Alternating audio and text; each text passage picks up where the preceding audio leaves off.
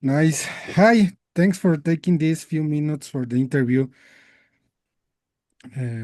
So how are you doing? How's the tour treating you? You still have a lot of shows the next months. Yeah, great. I mean, we're heading out tomorrow. We got Thursday, Friday, Saturday, some shows. So, we get a little bit of time in between at home still. So it's kind of nice touring coming home in between. But yeah, still a tour nonetheless. Good times. Nice. And yeah, this weekend you are going to make some concerts. So how do you prepare for a side piece concert? Do you have any pre-show rituals or anything you like to do before the concerts? I think for each show and each place we play, we always like to think about where, whether it's what state we're in or what country we're in, what the audience is like, what our our fans like there, and always try to be, thinking of that. And Ricky and I both really like, we make tech house and that's our music, but we love influences from all types of countries and rhythms and cultures. So it's like we always get excited to play in different places and to kind of curate our sound like that. But it just depends on the club, the show, the festival. If it's a festival, we have to play a different show than we would at a smaller show. So, and then in terms of rituals, I don't know. I mean, do we have maybe we just kind of like we like to get to the show right before we go on. So we don't like to wait around. We like to as soon as like if a show is at 12:30 at night, we are in the morning, we show up, we want to walk on, get to the venue at 12:25. Very well. And do you miss doing concerts in Mexico? You play in EDC 2023. So hmm people Yeah, say I that mean, Mexico is the best public in the world.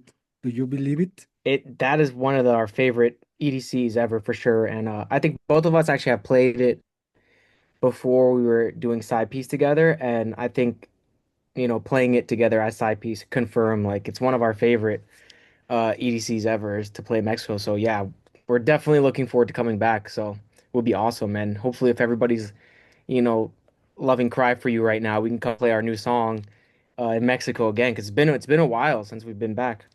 We love the Mexican fans too. They're so passionate about the music. So it's the energy is hard to beat. Nice. Uh, Now let's talk about what you are present. It's Cry for You. So this is a classic that you are now playing in your own version. So tell me, what was it like recreating a song with so much history and that is someone else's legacy? There, in another interviews, there are bands who have told me that doing a cover is much harder than writing an original song. Is that how you feel? It depends on the song, I think. I think when people say it's harder, it's that it's harder to keep it in a way that's respectful to the original.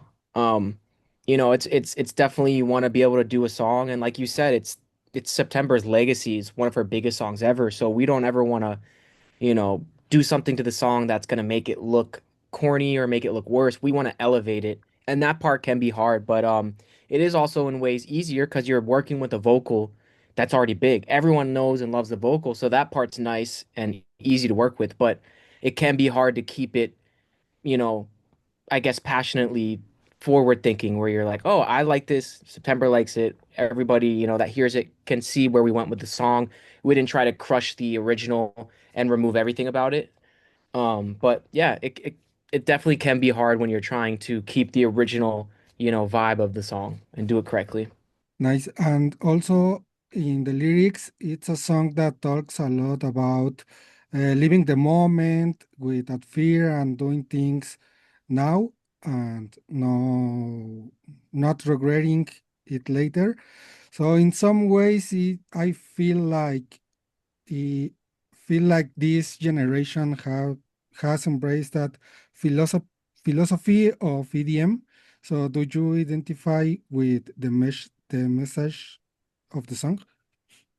Yeah, I think so. I mean, it's it's obviously from a female perspective, talking about how she's not going to spend any more tears. I'm not going to be crying for you anymore. I'm going to go live my life. But I think that in general, like you said, it's a message that is kind of like I'm just going to let this go and not hold on to these problems. And I think for us, we always strive to make music that is I mean, as universal as possible. But I think that like the great thing, like Ricky said, is that the lyrics are already so uh, universal for people of all languages, all cultures. That I think for us, we love that because it's like when we go play in Mexico, when we go play it in Europe or in Asia, it gets the same reaction from people, which is amazing thing. Nice. And this song now have 2 million plays in Spotify, which I think is amazing.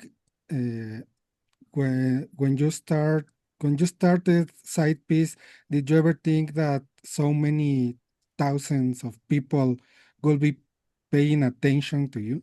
That's a great question. I think it is hard. Like while you were asking that question, it kind of made me think how like sometimes we aren't as like we don't always think about it like that. And that's like a humble reminder that you're right, man. It's like sometimes we get so busy because we're stressed about selling tickets or getting Spotify streams or worrying, we forget we're like, wow, we don't even appreciate that you're right. I didn't even think about it.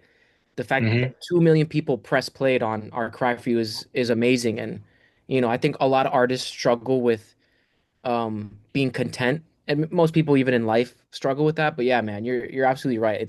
It's a complete top 1% blessing to even be able to have music with 1 million plays on Spotify. It's really not a common thing. So yeah, we really appreciate that many people even listening to our music. When we started Side Piece, we did it for fun. We weren't really trying to think about it like that, and Yeah. it's crazy to see it now. It is crazy. Nice. And how do you feel now with so much fame? Is it still the same as before? You know this phrase, sex, drugs, and rock and roll? I mean, I think that the kind of the same similar answer in the sense that it's very easy as things get bigger, right? You have more people in your team, you have more expectations, you have bigger shows to play, different places to go, but it all comes down to, taking the moment to appreciate the fact that we get it to make a living and play music, which not a lot of people get to do, even you know many artists out there across the world in multiple every country. But I think that for us, it's a blessing, and I think that we definitely don't take it for granted for sure. Nice. And finally, I also read that you have your own label. So that's a real adventure in today's sick world. And I like to ask what your goals are now, not just as a musicians, but also as music entrepreneurs.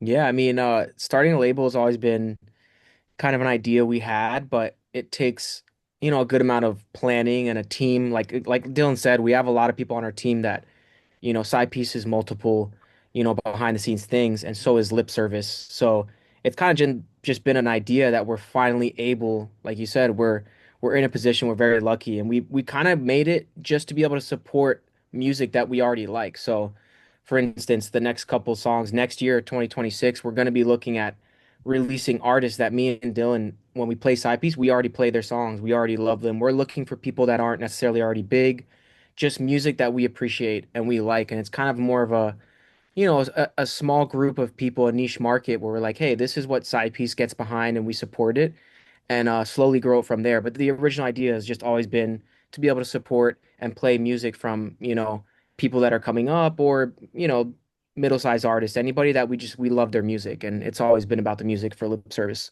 Nice. And the last question, as I asked you about September's legacy, what legacy do you want to leave for this generation and the future generations? Wow, great question.